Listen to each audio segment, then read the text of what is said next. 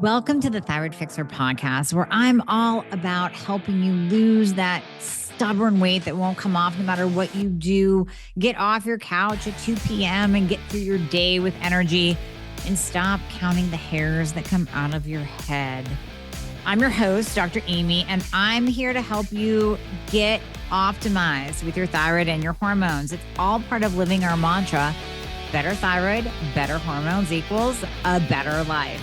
So let's get you back to being the badass human that you're meant to be. Let's approach it from a thyroid and hormone optimization standpoint. Between myself and my guests, you will be loaded down with information to take control of your health and get back to being you. So let's get started. Talking again about the importance of getting in your protein, but it's hard to do. I get it. So I bring you a solution: Paleo Valley beef sticks. Now, when we're talking about beef sticks or jerky, there's so much out there on the market, and a lot of them will claim that their beef is grass-fed just as long as it was fed grass at some point in its life. But really, the cows are fed grains, and they're just sprinkled in some grass-fed, marketed that way. And they can say that it's American-made as long as it's packaged in America. You don't want that. Paleo Valley grass-fed beef sticks are the real deal. They are sourced from 100% grass-fed and grass-finished cows, never fed grains or harmful antibiotics, and they come from small family-owned farms right here in the USA. And they're good. So you want to grab some of these, add them in throughout the day. Fantastic snack on the go. Go to paleovalley.com/thyroid, and that's going to save you 15% off. So PALEOVALLEY.com/thyroid, THYROID, and save 15%. I have recommended Quicksilver Scientific products for years, so I can definitely attest to their quality, their effectiveness. And then there's Dr. Chris Shade. He is a genius when it comes to developing liposomal delivery systems that are unmatched. You cannot match his delivery method anywhere in the world. He is a groundbreaking scientist. So when we're looking at detox, specifically heavy metal detox, support of the liver, his detox protocols are amazing. The push couch liver detox is unparalleled. You don't need these lengthy, expensive detox programs. You just don't. Do the push catch, do the liposomal glutathione, throw in some GABA L-theanine to calm the nervous system, get great sleep. That's all you need. And here's the other kicker that I really love. He has a drink easy bundle. So we all know that alcohol is very, very toxic, but we're social creatures. Some of us like to go out and be social, have a beautiful glass of wine with a red steak, right? Well, with the Drink Easy bundle, you can do that without having the hangover effect the next day, without crushing your liver. It gives total support with milk thistle, bitters, liposomal glutathione, once again. So you put all these together and your body is literally set up to detox from all the harsh environmental chemicals and toxins that we are bombarded with on a daily basis. So you're going to go to quicksilverscientific.com/Dr. Amy and use the code Dr. Amy. That is going to give you 15% off your order. That's going to allow you to try the glutathione, the push catch, the Drink Easy bundle.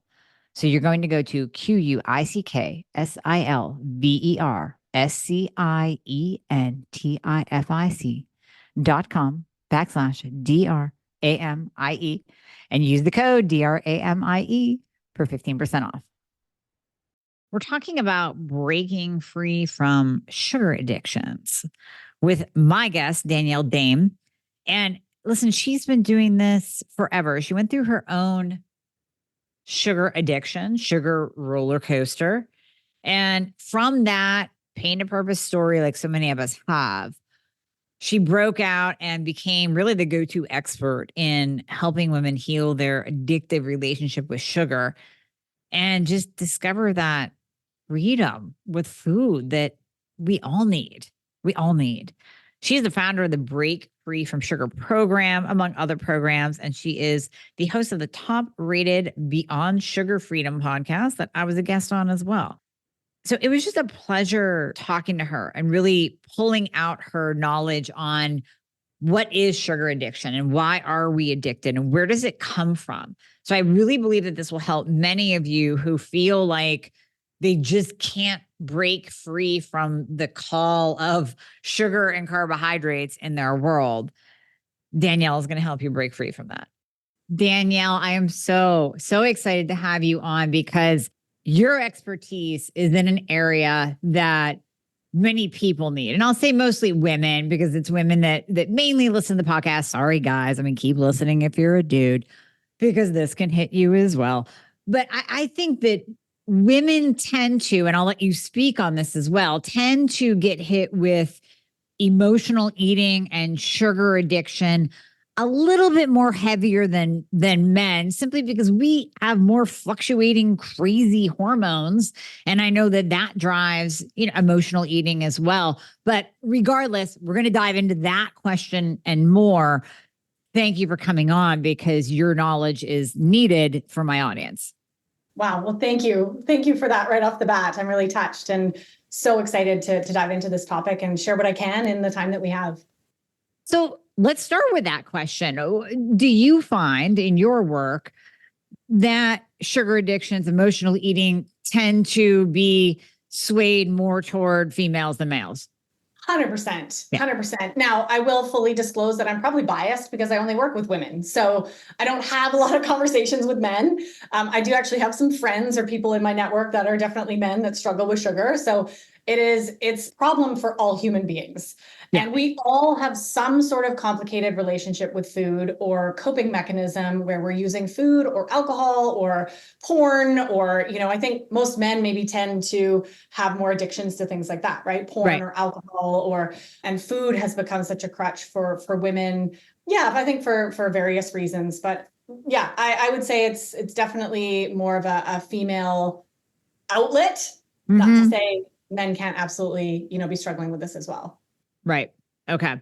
And how much do our hormones come into play? I mean, obviously we're going to be getting into what are the actual root causes of sugar addiction, but I want to focus on hormones really quickly before we dive into the other root causes. What do you see in the hormone realm as it relates to that sugar addiction or any kind of craving? For sure. Obviously we have to talk about hormones here on your podcast, right? That's what we're here for. And I will upfront say this is not my area of expertise or passion. I'm really and I'll share this will make sense because when we look at our addictions to sugar as a society, there is definitely a piece of that is physical. The physical addictions, what's happening to our insulin, our blood sugar, our dopamine centers in our brain, our gut, just the wreaking havoc that's happening in all systems of our body, not just our hormonal systems, when we overindulge and overeat processed food, sugar, seed oils, all the toxins that we're putting in our body, sugar being a big part of that. Definitely, I'm sure you can speak to this even better, on the hormone front, but sugar is getting in there. And for, just kind of the quick overview, right? Absolutely wreaking havoc on our insulin levels, which is, we know, hopefully is a hormone, really damaging our thyroid, damaging our gut lining, which just affects, all the systems in our body, our metabolism, our lymphatic system, our liver, all the things are really being affected. This is just another sort of gut punch to the systems and hormones in our body that are causing things to become dysregulated or things to become out of whack, for women to be having more intense PMS symptoms. I mean, more intense hormonal ups and downs, same with blood sugar ups and downs, right? We're kind of on this drastic roller coaster. It's no wonder sometimes we feel crazy and sometimes we feel really calm, right? And that sort of emotional, energetic roller coaster that we're on. So the physical component is a big part of it, for sure. I mean, when we're eating these toxic substances and we're especially overeating them, we're just, our whole lives really kind of creating this perfect storm inside our physical body. But where I'm really passionate and my area of expertise lies is more in the energetic, emotional, subconscious pieces. Because what I've seen in my practice over the last 9 years very clearly is that no matter how long you're off sugar, no matter how freaking amazing you feel and how great your hormones are and your sleep is and you're losing weight and you feel great, something inevitably always happens that triggers, at least with the women I work with and for myself back in the day, would trigger right back into those binge roller coasters. And that's what really made me fascinated about like, okay, so how can we feel so physically great and be feeling like we've got our physical cravings and addiction under control, but there's still this really big pull. And this is where we're getting into, like you've already kind of teased, conversation about what I believe is really the root causes of addiction and of what is driving us, no matter how long we've willpowered ourselves to eat healthy, to look after ourselves. If we don't actually look at the foundation and the cracks that are in our foundation, we're going to continue being sort of in that roller coaster. You might be good for a year and then there's death in the family, you lose your job, your husband leaves you, like there's something that happens and, you know, you go on vacation and all of a sudden you're back into the old patterns, if that makes sense. Oh, totally. Totally. And when I say hormones, I'm actually kind of thinking about the PMS time where, you know, the classic picture of the woman during PMS is a pint of Ben and Jerry's and just sitting there going to town, or she breaks up with her boyfriend and give me the bag of Oreos. So that's what I'm thinking about, women and hormonal fluctuations driving that eating. But that's kind of more of a circumstance. That's something that happens, or it's a time in the month that hormones start to shift and turn.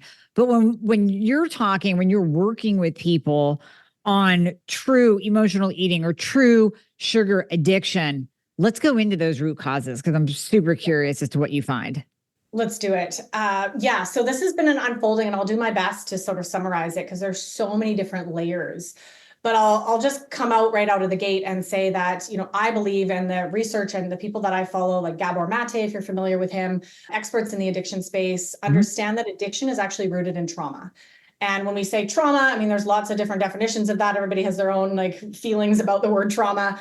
We're talking essentially about our experiences in our younger years that have shaped our inner world and essentially actually wired our nervous system. And what happens here is we all in some shape or form are carrying around an imprint where it's either not safe to be in our body, it's not safe or acceptable to feel emotions, it's not okay to be our true authentic selves, because if we are, we're not going to fit in and get the love and attention that we need. So there's a lot of very deeply rooted belief systems and imprints that we all carry in our body that has led us now to be in this beautiful coping mechanism. I'm calling it beautiful because when we were younger, our amazing human bodies actually developed this coping mechanism in order to survive. There's a very deep, like survival primal root of making sure that emotionally we're okay, we're looked after, the people, our caregivers love us so that they don't kill us, essentially, right? That we can stay alive, they keep feeding us. So there's a lot of psychological and energetic subconscious pieces that start to shift into place.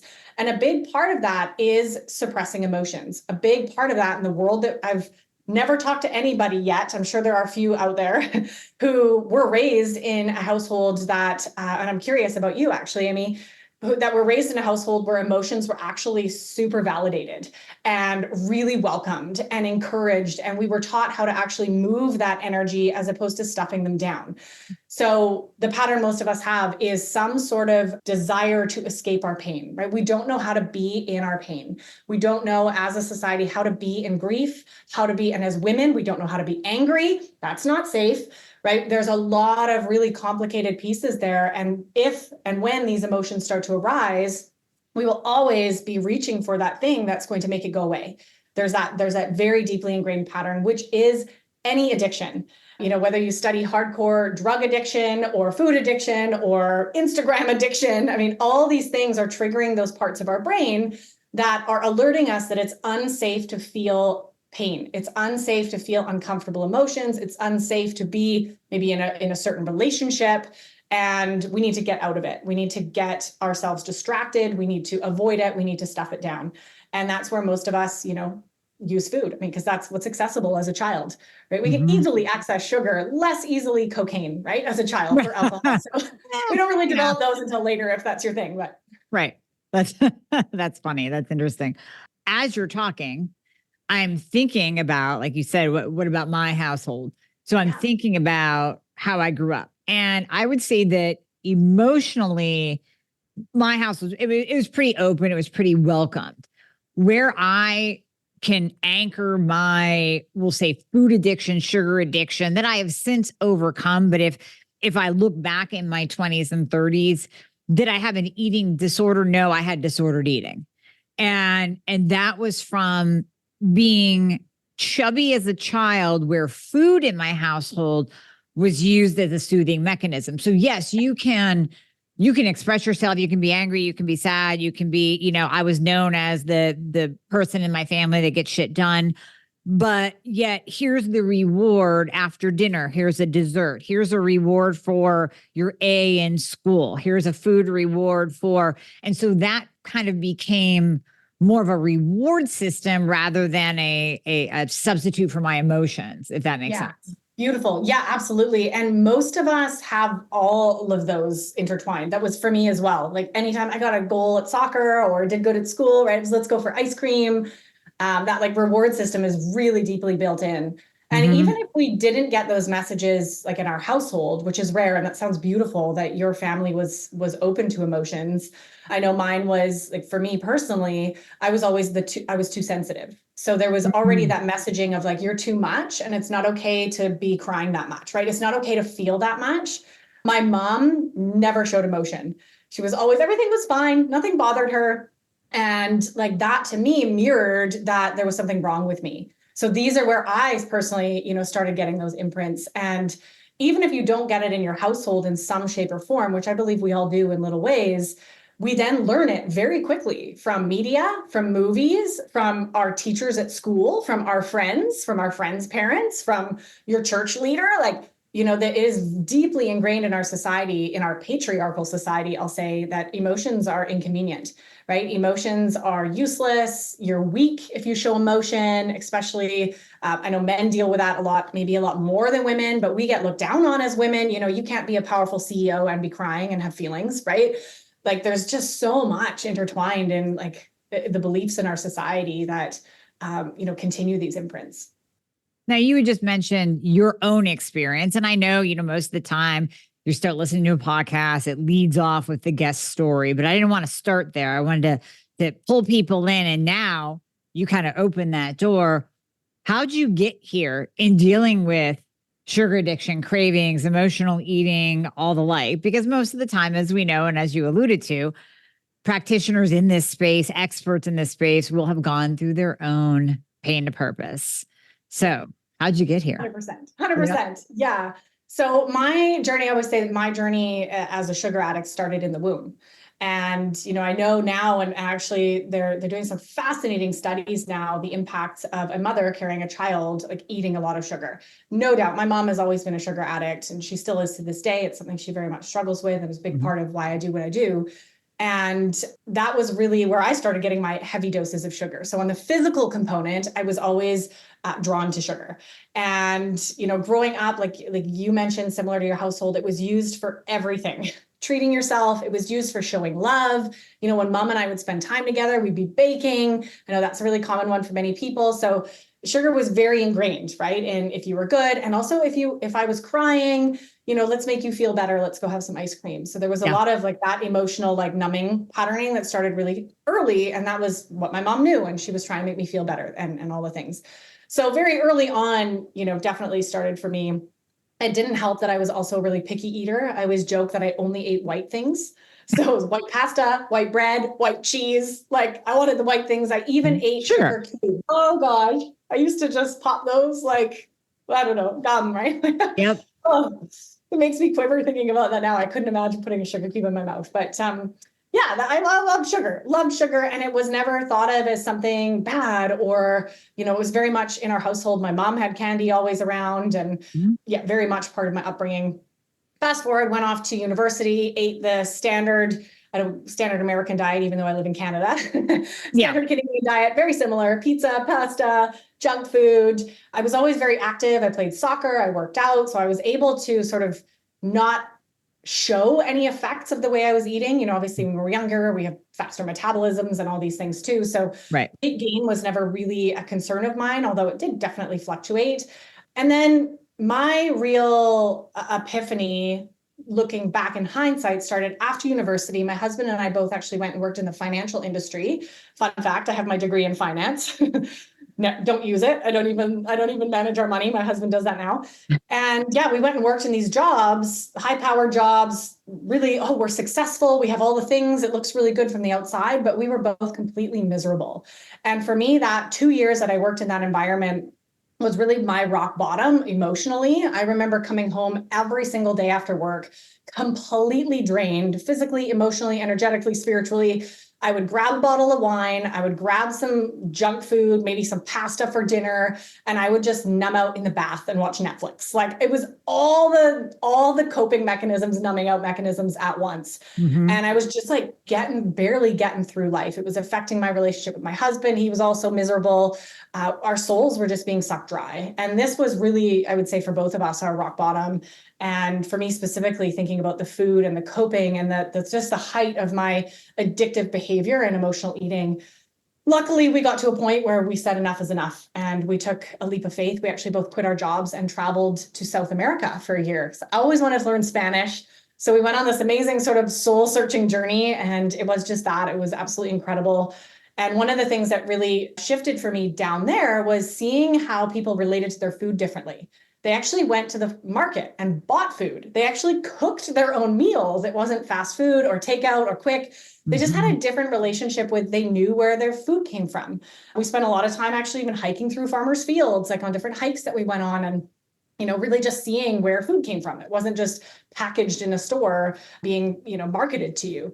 So that really started turning the gears, I think, for me on my relationship with food and how disconnected I was from nourishing myself or even being engaged in that process of caring about nourishing myself. I would just be shoving food in because I had to do that and because it tasted delicious.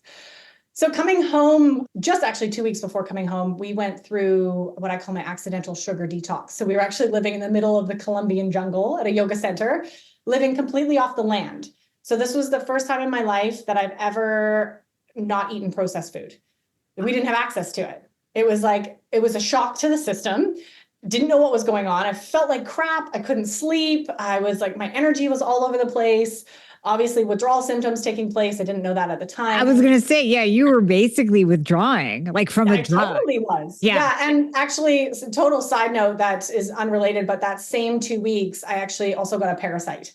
So don't drink the water. Don't drink the water. And it was, let's just say physically, it was just horrible. It was a horrible situation and surprised I made it out, but we did.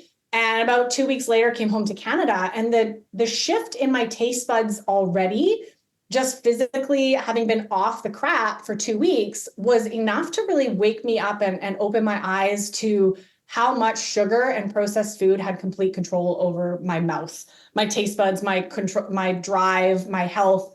And that really started planting that seed for me to really look into how I was nourishing myself. We both came home we felt like crap.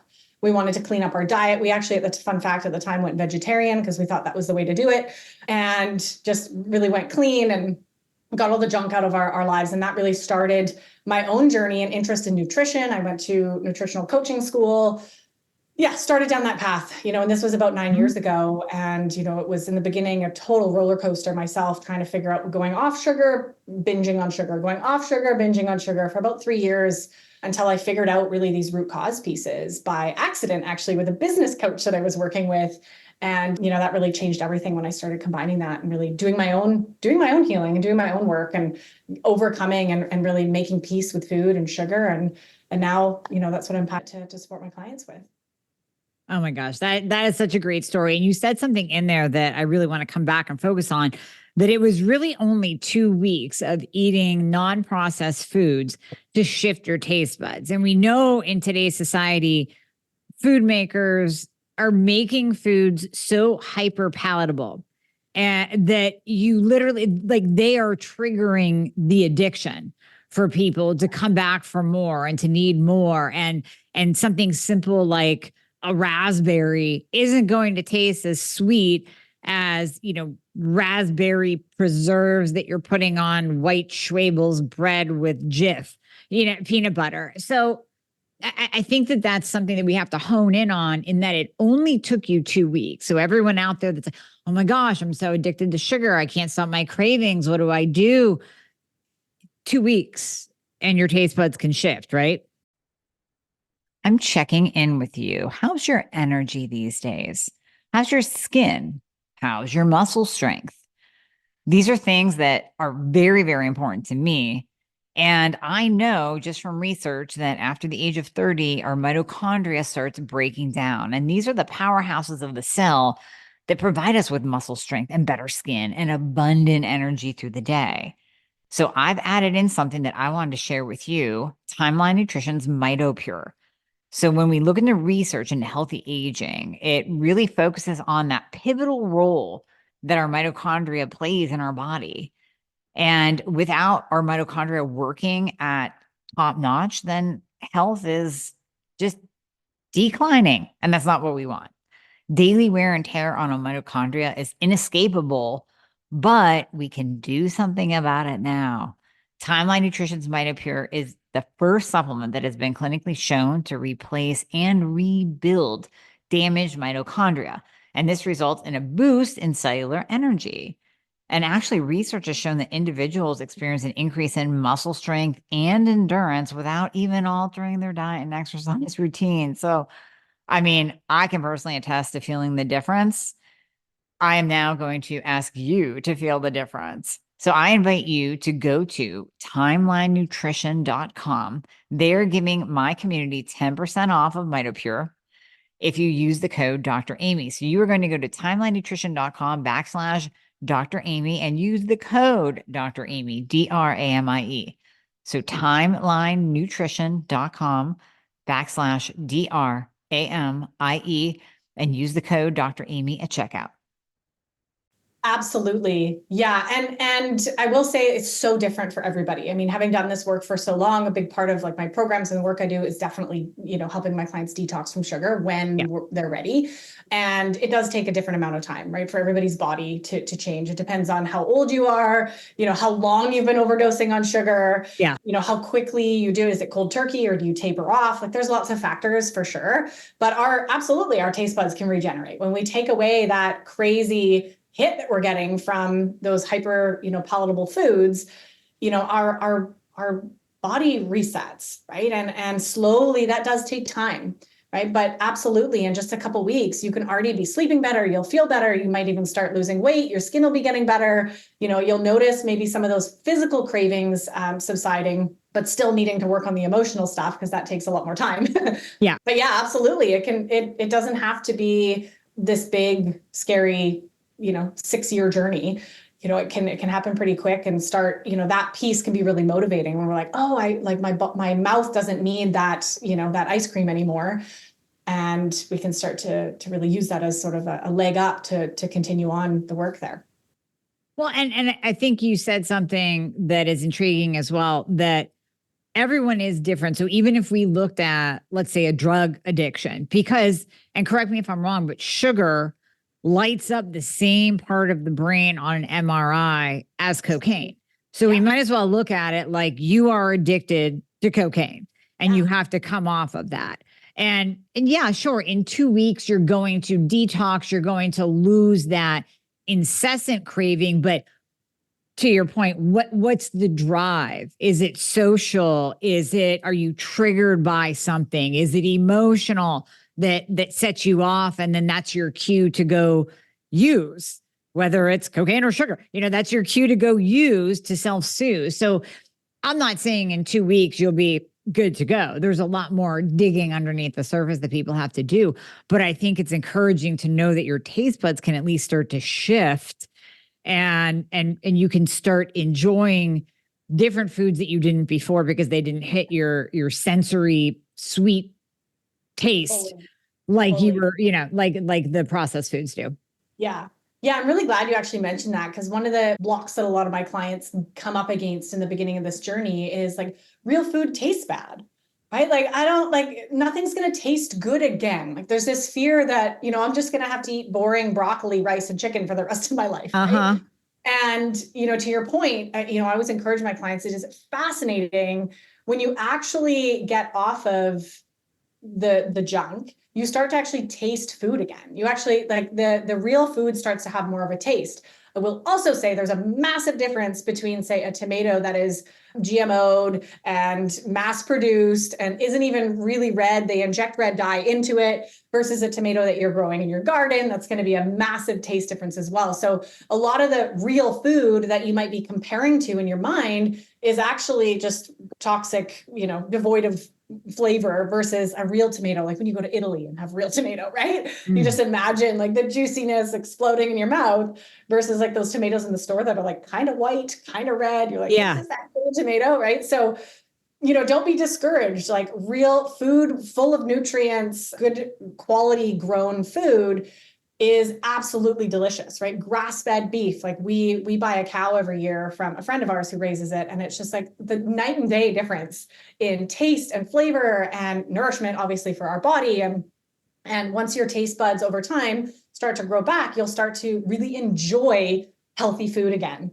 Right? Not to say you'll never enjoy candy again. I mean, we always have that built in, that sweet taste is always going to be delicious. Right. It's not like that's never going to go away. Although I will share personally for myself, and I can speak for my husband too, there are like sweet things that we used to love eating in the past, like certain candy or like chemical crap that definitely tastes horrible to us now. Like if we ever had that, we've tested over the years and it's like, oh, I used to love this. And now my mouth is like, get this out of here.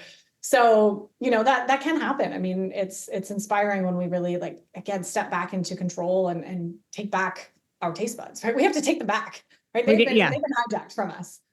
They have. They literally have. That's a great way to put it too, because we have big food, we have big pharma, and big food is in it to win it.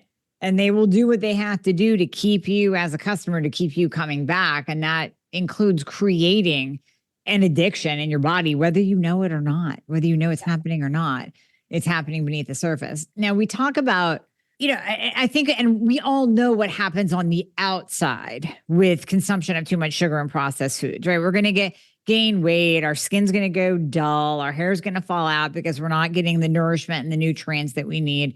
But can you talk more about what is actually going on the inside? And you alluded to in the beginning, kind of like a cascade that occurs when we eat this. What's happening inside of us? For sure. So much more than we can even talk about here today, for sure. And then like you're asking maybe more some of the physical, but I would even bring in some of the emotional stuff, right? Emotional, yeah, absolutely. All of it. Because I think people automatically go to physical. I need to cut sugar to lose weight and fit into my swimsuit this summer, period.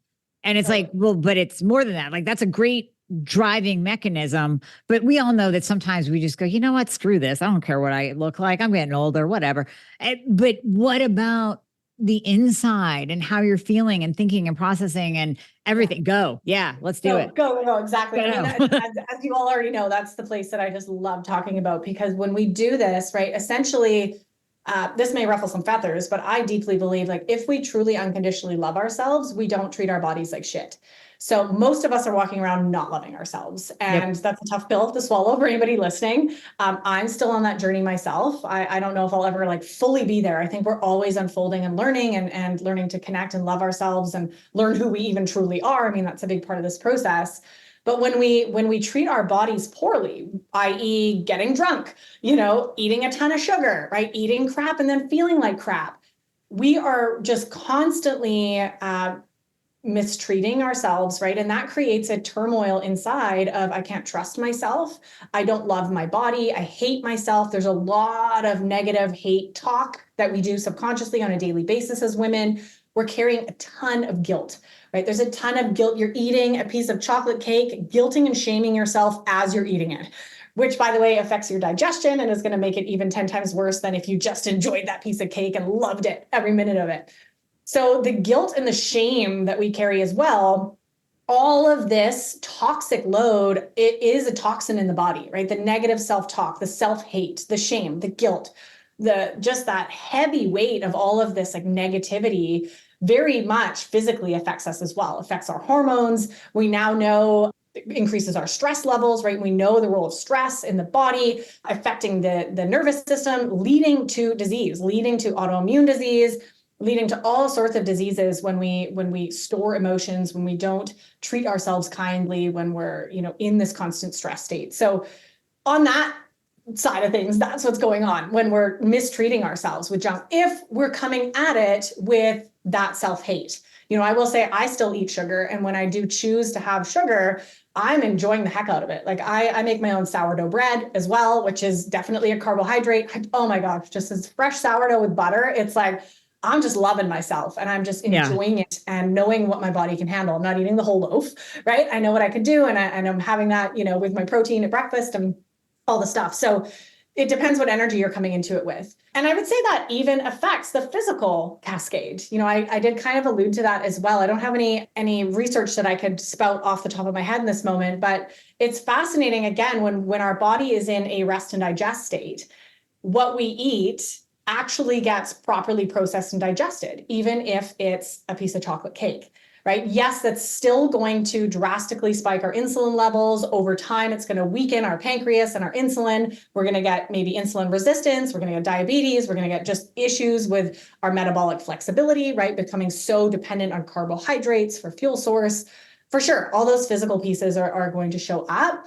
But if we can be more present with eating and actually eat not stressed, not on the go, not in the car. I know that used to be my MO, eating on the go. I'd be eating my muffin and my coffee and not even paying attention to what I was eating.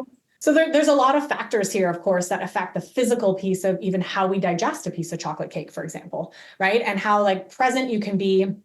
I actually need to do this for myself. I need to get another CGM on and practice this, because it's fascinating to see that level of I'm really enjoying this chocolate cake and it's really high quality. I made it myself, right? Versus shame eating and eating on the go, right? Just stuffing it in, not even thinking about it. There's going to be I guarantee there's a difference in your blood sugar graph if you actually graphed it. So yeah. I mean, that's not the answer. Of course, I'm not saying you just need to be present and you can overdose on sugar and be healthy. That's not what I'm saying. We definitely still need to get sugar out of our lives. And, the physical, all the things that I just mentioned, hopefully are a motivator for any of you listening to get back on track. And of course, obviously those listening to your podcast, I mean, how much is this only going to help your thyroid, right? And help all the places in your body, all your liver, your intestine, your gut, all your brain, all the things that are going to be really happy if you get off some of this processed food and at least start weaning off. You had mentioned the mental and emotional component and tie in to, do we love ourselves? How do we feel about beating ourselves up when we're eating? But even go deeper, and I'm going to kind of prompt you here because I have a lot of patients, obviously, that are dealing with thyroid and hormone issues, and the audience too that's listening right now. And yes, we can absolutely say if your thyroid is off and you're not being treated properly, that is going to create depression and anxiety. If your estrogen is low and your progesterone is low, you're going to be more anxious and agitated. If your testosterone is low, you're not going to be able to think properly. So we have those direct connection to thyroid and hormones and mood, 100%, brain function, memory, cognition, all of that. But then, what I'm trying to do always in this show is give people both sides. So yes, all of that is important. And we can use thyroid hormone. We can use bioidentical hormone. But we always have to come back over here to what are you doing? Because we can only throw so many hormones at you at once. And if you are consuming excess sugar or consuming excess processed foods, and we know that there's an emotional component to that, there's a mental component to that, it will affect how you think and how you process information and how you process the world around you and how you respond to the world around you. I think we have to dive more into that, and even the funky thoughts that go through our brain when we are essentially loaded down with sugar. Because all too often, I talk about Band-Aids being used over here, antidepressants, anti-anxiety, for what is really the root cause, thyroid and hormones. But I think we can say the same thing over here on the other side with what you're eating. And are you on a Band-Aid medication, antidepressant, anti-anxiety, antipsychotic, but really you just need to clean up your world and your diet and what you're putting in your mouth. Yeah. Yeah. Okay. I'm so glad you brought this up because like anxiety, depression, I know these are things that are like becoming epidemics, right? Or if they're not already an epidemic. I mean, right. I mean, even kids, right? We got kids on antidepressants. Yeah, there's so much going wrong, right? And you know what I hear, like we're having this wonderful conversation about the physical, obviously the hormone, the thyroid, like there's a physical component going on. And I'm bringing to this conversation like the energetic, emotional component that's going on, the somatic, actual nervous system imprints that we're carrying and how that's being now proven to lead to disease as well and lead to this. And I actually love, I might get this quote wrong, but you know, I'm a big fan of Gabor Mate, I already mentioned, and I love his definition of depression. And I would agree with this in the work that I've done, especially understanding emotions and somatic work and nervous system at such a deep level. He says that emotions are simply just a depression of emotions. So when we depress an emotion, so a lifetime of stuffing your emotions down. So anytime you're sad, sucking it up. Anytime someone dies in your family, sucking in your tears and getting on with it. Anytime you're angry, just like bottling it up and keeping it in. The bottling up and the emotional baggage that we all carry for decades is absolutely being stored in our cells as toxins. And I fully see this as well as such a link to depression. Like no wonder we feel flat, we feel done with life, we feel exhausted, we feel burnt out, right? We feel anxious. You know, some people may end up with that more anxious nervous system tendency, which is, you know, a very activated nervous system versus the low actually disassociation that happens in the nervous system with depression. So for each of us, it is going to show up differently. I know myself, I struggled with anxiety my whole life, not luckily for many years now that I've really gotten to the root of that for me being that emotional disconnection that I had in childhood. I didn't feel safe. So I felt anxious. That makes sense, right? When our nervous system doesn't feel safe, we're going to be living in anxiety. So there's a lot of components and we're in this vicious cycle with it, right? Because we feel anxious, we feel depressed. So I'm going to eat some sugar or some crap or drink some wine. And then I'm going to feel more anxious and depressed, right? And it's just going to keep cycling. And obviously my thyroid's going to be playing into that and all these imbalances. And, you know, we're kind of being hit from all sides. So you know, I'd say there's multiple areas at the foundation there that obviously need to be addressed. You know, our hormone health, our physical, like what's going on inside. Are you getting enough nutrients, right, for your brain chemicals to support happiness, right? And are you living this life that you hate? Are you talking to yourself negatively every day? Are you in a miserable relationship? Are you stifling who you truly are? Are you not living your purpose? Are you disconnected from nature?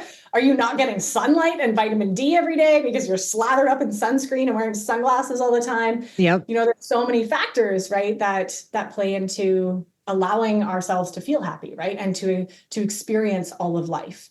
And I think most of us are walking around a little bit numbed out emotionally because we've been taught to live in this range, right? You can't be too happy or too sad, you know, and you got to get over it quick. So we've learned how to kind of like get on with life. And sometimes that's necessary. You know, I've got to feed the kids. I've got to get on with life. I can't take time to fall apart right now. But that's an important part of actually being able to feel joy, feel happiness, right? Is actually feeling some of the heavier stuff as well. So there's lots of pieces there. I'm glad you brought that up. Yeah, there's so many pieces and there's so many different aspects to full body healing. Meaning, you know, as you're talking, I'm thinking about myself. And so I will work with, let's say, a colleague on my hormones. They'll write my hormone treatment.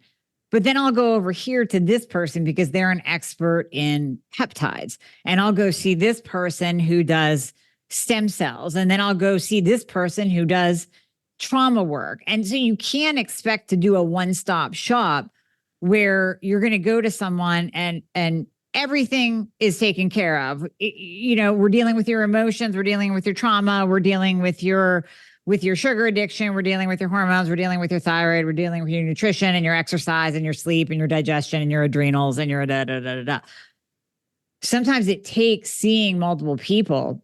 And I'm driving this point home. Mainly, this is a big message for my patients that maybe you might need to work with someone like Danielle and work through some of this because then all the therapies that you're doing come together.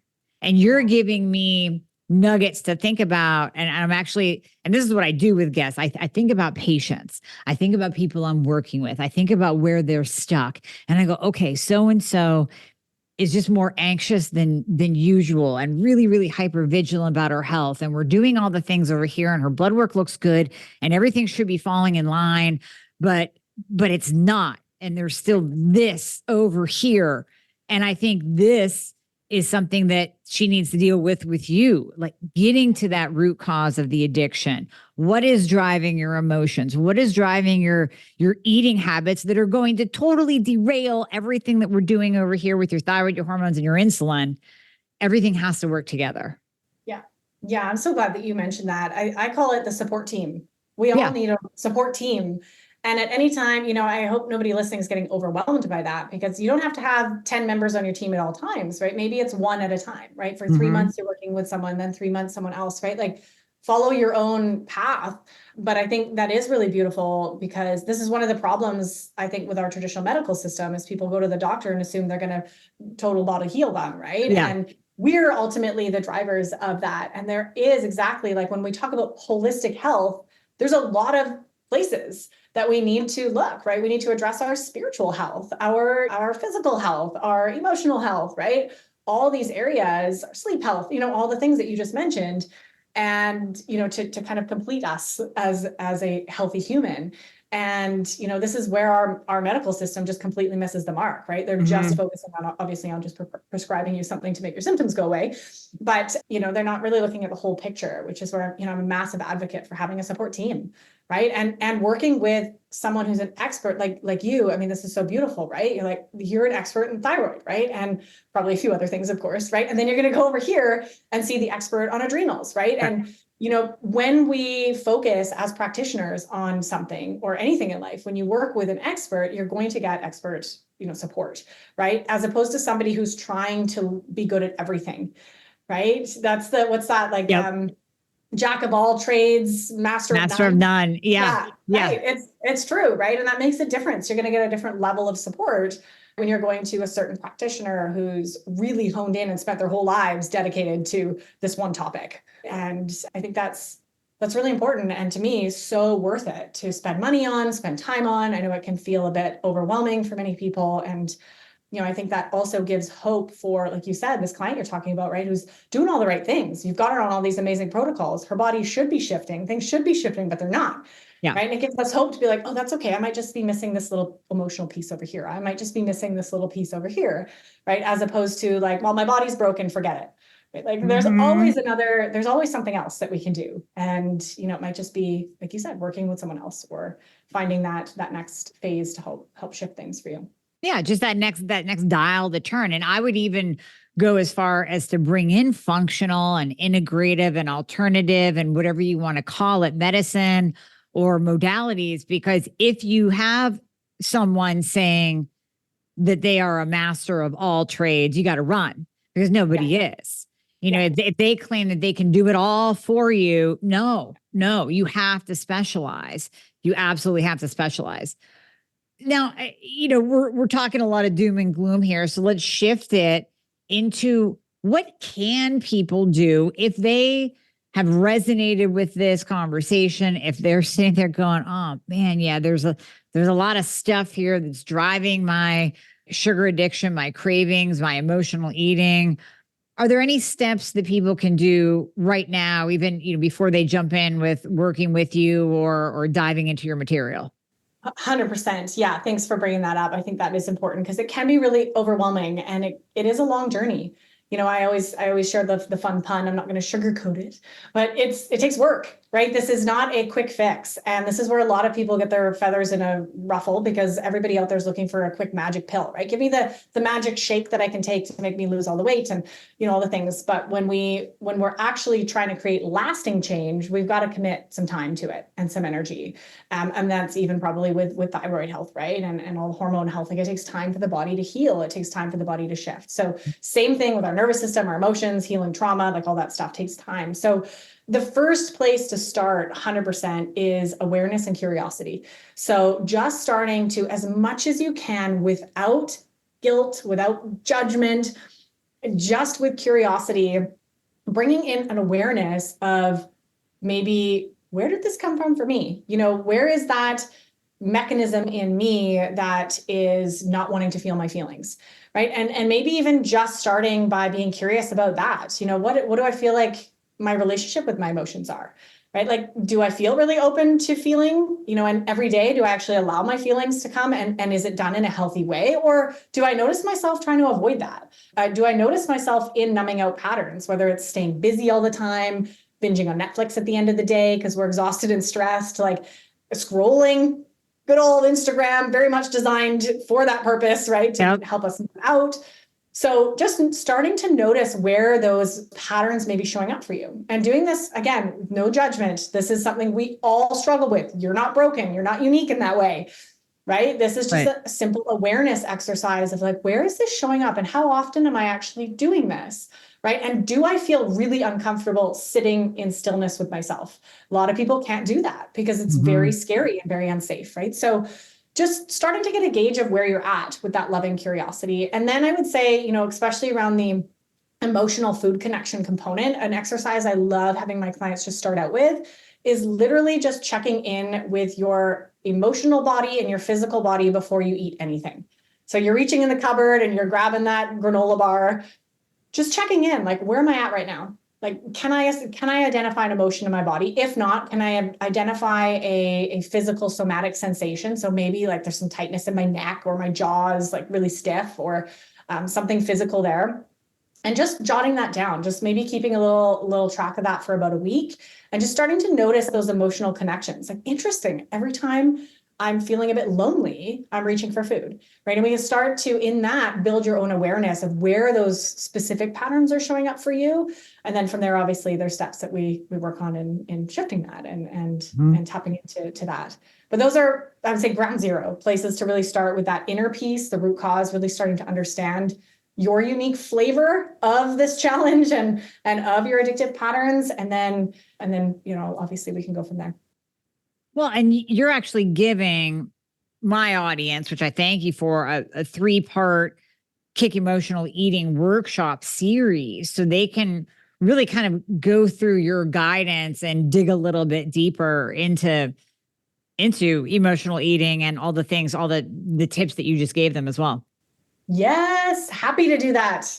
Definitely happy to give that away. That is an amazing, powerful workshop. It's a 3-part workshop, and it really dives deeper into the emotional piece, right? As a big root cause of what's really going on for many of us driving that food, and starting to learn how to be with your emotions, process your emotions. Like, just, there's a lot of skills that I teach in there that you can start applying right away. And yeah, hopefully your audience really loves that.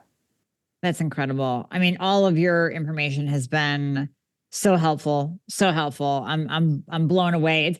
It's simple, but it's not until an expert talks about it that it literally kind of kicks your brain into thinking through your own behavior patterns and your own choices and the way that you eat and how you use food or sugar to self-soothe or to deal with trauma. I mean, it just really, these types of hard conversations bring things to the surface for people to deal with and look at within themselves. It's like showing them a mirror when you and I are talking. And I think that that's what's needed, though, for people to break past their habits, their addictions, and really start to make significant change in their body. 100%. I'm a big advocate of tough love. I think we need, as hard as it is for some of you to maybe swallow some of the things that we talked about today, I need to, I know my purpose is to shine a light on these things for you, because what you're doing ain't working, right? And we look at the world that we live in right now, something we're all doing is not working. So we need to start looking in different directions, right? I mean, following the mainstream advice, whatever the heck we're being told to do, is making us sicker than ever. And we need to wake up. We need to absolutely have somebody to like plant those seeds that, and if anything I said today made you like really recoil, that's a sign that that's probably an area that you really need to look into, right? Yeah. So, when we get faced with any information that goes way against our belief systems or what we were taught growing up, all this stuff, right? When we start really going against the grain, and learning a different way outside of, what we're taught. This is, I believe, where the answers lie, right? Where freedom lies, where happiness lies, where health lies, because it ain't lying in the system that we're currently partaking in. Right. Exactly. Exactly. So true. Well, Danielle, can you tell people where they can find you? Yeah, absolutely. Definitely suggest coming and checking out my podcast. It's called Beyond Sugar Freedom. You're going to be a guest on there as well. I can't wait to have you on, Amy. You can find me. My website is Danielle Daem, and I'm on Instagram and Facebook as well, Danielle Daem. So come check me out there. Those are the best places. And feel free to shoot me a message if you have any questions. We'd love to connect. We will put all of that in the show notes for everyone. So thank you once again for being here and for sharing your knowledge. Thanks for having me. This was so much fun.